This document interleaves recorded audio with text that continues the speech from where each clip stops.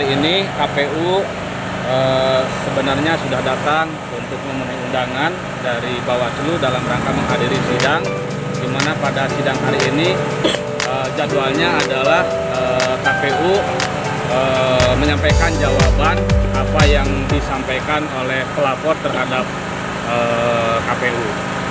Nah, karena sidangnya ditunda, kemudian pelapornya dengan alasan pelapor tidak hadir, maka saya ingin sampaikan kepada teman-teman bahwa KPU dalam hal ini sebenarnya sudah siap untuk menjawab hal-hal yang disampaikan oleh pelapor terhadap KPU.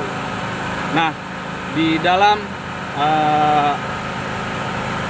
laporan yang disampaikan oleh pelapor terhadap Bawaslu itu berkaitan adanya dugaan bahwa ada satu orang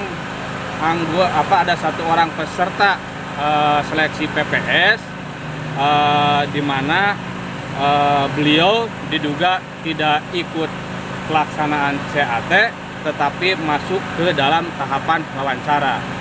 Saya dari KPU menegaskan bahwa semua peserta yang ikut tes wawancara itu dipastikan sudah lolos tes CAT. Nah, berkaitan dengan dugaan yang dilaporkan oleh pelapor, di mana ada seseorang yang katanya tidak ikut CAT kemudian lolos wawancara, itu saya pastikan kronologisnya bahwa beliau memang ikut tes CAT, tetapi pelaksanaan tes CAT-nya, beliau itu kan jadwalnya di SMK 1 pada tanggal 9 ya, pada tanggal 9. Karena berhubung beliau sedang mengikuti ujian di kampusnya, di universitasnya, maka beliau berkoordinasi ke KPU, ke sekretariat KPU, dan oleh sekretariat KPU diberi diberi jadwal ulang karena di kampusnya kan ujiannya tidak bisa ditinggalkan. Nah, KPU setelah beliau konfirmasi ke KPU, maka KPU memberi jadwal ulang. Jadwal ulangnya itu adalah dia digeser dari tanggal 9 dengan jadwal di SMK 1, dia digeser di tanggal 10 di SMK Kawali. Di SMK Kawali.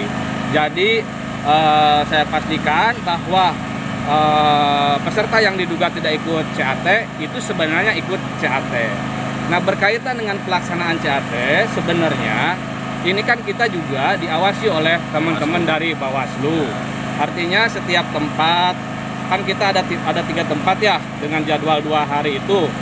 Setiap pelaksanaan CAT yang kita lakukan juga di lapangan, di tempat CAT itu diawasi oleh teman-teman dari Bawaslu. Artinya bahwa hal ini ingin saya sampaikan juga kepada publik bahwa persoalan bahwa yang diduga tidak ikut CAT, kemudian itu saya tegaskan peserta itu ikut CAT.